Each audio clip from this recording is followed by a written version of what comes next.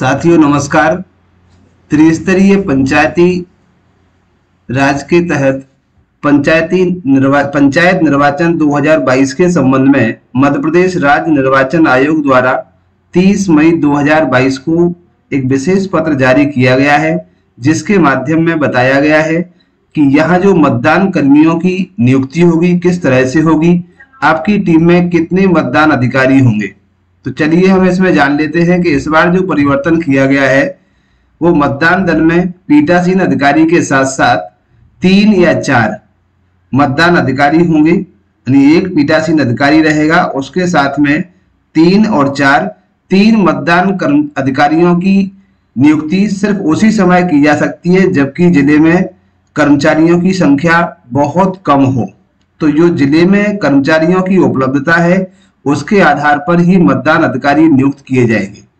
वर्तमान में जो विकासखंड है उसमें जितने भी पोलिंग बूथ हैं उनसे लगभग 10% मतदान दलों का अधिक गठन किया जाएगा, ऐसे निर्वाचन आयोग के निर्देश हैं। अब इसमें जो 4 मतदान अधिकारी होंगे पीठासीन के अतिरिक्त, उनके उत्तरदायित्व या कार्य क्या होंगे, इसे भी इसमें स्पष्ट किया गया है कि जो मतदान अधिकारी क्रमांक 1 है उसमें मतदाता सूची एवं अमिट स्याही का प्रभारी होगा।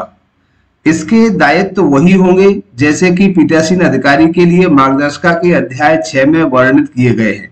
तो जो पीठासीन अधिकारी को एक मार्गदर्शिका मिलेगी, उसके अध्याय 6 में जो पीठासीन के दायित्व निर्धारित किए गए हैं वही उत्तरदायित्व मतदान अधिकारी क्रमांक 1 के होंगे। और ये केवल हमें मुख्य जो देखना है वो मतदाता सूची का प्रभारी होगा और अमिट स्याही का प्रभारी होगा, मतदान अधिकारी क्रमांक 1। इसके बाद मतदान अधिकारी क्रमांक 2 है, ये पंच एवं सरपंच के लिए जो मतपत्र होंगे उन मतपत्रों का प्रभारी होगा मतदान अधिकारी क्रमांक 2। जैसा कि हमें पता है कि इस निर्वाचन में 4 जनप्रतिनिधियों को चुना जाना है, जिसमें पंच और सरपंच के मतपत्रों का प्रभारी होगा मतदाता अधिकारी क्रमांक 2। अब इसमें जो मतपत्र होंगे, मतपत्र का एक विशेष कलर दिया गया है, 4 कलर के मतपत्र होंगे। जैसे सफेद पंच के लिए है, नीला सरपंच के लिए है, पीला जनपद पंचायत सदस्य के लिए है और गुलाबी जिला पंचायत सदस्य के लिए है। तो जो सफेद और नीले रंग के 2 मतपत्र जो होंगे इसका प्रभारी मतदान अधिकारी क्रमांक 2 होगा। इसके साथ साथ इसके जो उत्तरदायित्व है, इस अधिकारी को यह भी सावधानी रखनी होगी कि मतदाता को पंच पद हेतु उसी वार्ड से संबंधित मतपत्र दिया जाए जिस वार्ड की मतदाता सूची में उसका नाम है। ये मतदाता अधिकारी क्रमांक 2 के लिए मुख्य बिंदु है।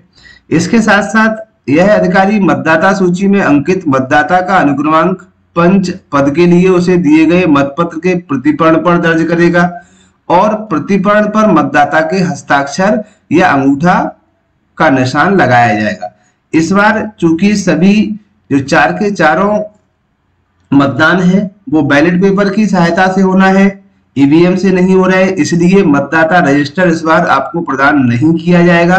आपका जो ऑफिस कॉपी जैसे हम कहते हैं उसी को प्रतिपर्ण यहाँ पर नाम दिया गया है कि जो फाड़ के हम मतपत्र देंगे उसका शेष भाग है वहां पर मतदाता के हस्ताक्षर कराना है और मतदाता सूची में अंकित जो मतदाता अनुक्रमांक है उसको भी हमें अंकित करना है।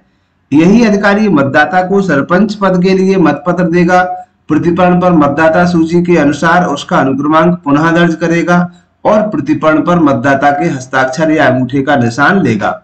इसके बाद यह अधिकारी मतदाता को मोड़कर मतपत्र देगा और साथ में मत अंकित करने के लिए घूमते हुए तीरों वाली रबर की मोहर भी देगा। तो उसको फोल्ड भी करना है नंबर 2 के अधिकारी को दोनों मतपत्रों को, और उसे सुविन्हित जो चिन्ह वाली मोहर होती है उस पर लगाने के लिए सील वो भी उसको देना होगा स्याही लगा करके। इसके बाद मतदाता अधिक्रमांक क्रमांक 3 है, वो जो जनपद पंचायत और जिला पंचायत सदस्य के लिए निर्वाचन होगा उसके मतपत्र का प्रभारी होगा।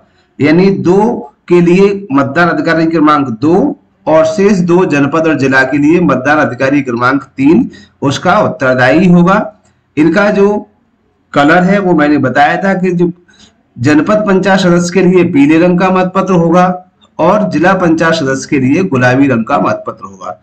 यह अधिकारी भी 2 की भांति ही कार्य करेगा। प्रत्येक जारी किए गए मतपत्र के प्रतिपर्ण पर मतदाता का अनुक्रमांक दर्ज करेगा और प्रतिपर्ण पर हस्ताक्षर या अंगूठा का निशान लगावाएगा। इसके बाद जो चौथा बनाया गया है मतदान अधिकारी क्रमांक 4, तो ये मतपत्र पेटी का प्रभारी होगा। ये विशेष परिस्थितियों में ही 3+1 का आपका जो होगा पोलिंग बूथ पर टीम होगी वो बनेगी। सामान्यतः 4 ही इसमें अधिकारी लगाए जाएंगे। और जो चौथा है, चौथे के लिए जो अधिकारी होगा वो 4th क्लास कर्मचारी भी हो सकता है इसमें, जिसकी ड्यूटी मतदाता जो पेटी होती है मतपेटी उसके प्रभारी के रूप में लगाई जाएगी। मतपेटी से निर्वाचन कराए जाने की स्थिति में मतदाता अधिकारी क्रमांक 4 का उत्तरदायित्व अपेक्षाकृत कुछ आसान है। इसे मतपेटी पर सतत निगरानी रखनी होती है। यह भी देखना होता है कि मतदाता मत अंकित करने के पश्चात मतपत्र मतपेटी में ही डाले। यह अधिकारी बीच बीच में पुशर की सहायता से यानी स्केल या पुशर जो होता है उससे डाले गए मतों को अंदर की ओर धकेलता रहेगा ताकि मतपेटी को पूरी क्षमता का उपयोग हो सके। यह कार्य मात्र सतत निगरानी कार्य का है। विशेष परिस्थितियों में जबकि 3+1 की बनती है तो इसे का जो निरीक्षण है वो पीठासीन अधिकारी के द्वारा किया जाएगा। यह भी स्पष्ट किया जाता है कि मतदान दल में यदि मतदान अधिकारी क्रमांक 4 नियोजित किया जाता है तो इसे सामान्यतः 4th श्रेणी के कर्मचारी की नियुक्ति की जाए। इस संबंध में रिटर्निंग ऑफिसर के लिए हस्त पुस्तक निर्वाचन संदर्शिका 2009 के अध्याय 3 की कंडिका 7 को देखा जाए, जिसमें विशेष इसके नियम दिए गए। तो साथियों, ये थी जानकारी पंचायत निर्वाचन के संबंध में मतदान अधिकारी क्रमांक 1, 2 और 3 व 4 के उत्तरदायित्व या कर्तव्यों के संबंध में महत्वपूर्ण जानकारी। आशा करते हैं वीडियो पसंद आया होगा। इसी तरह के अन्य वीडियोस को देखने के लिए हमारे चैनल से जुड़े रहें। जब तक के लिए धन्यवाद। Thank you. जय हिंद।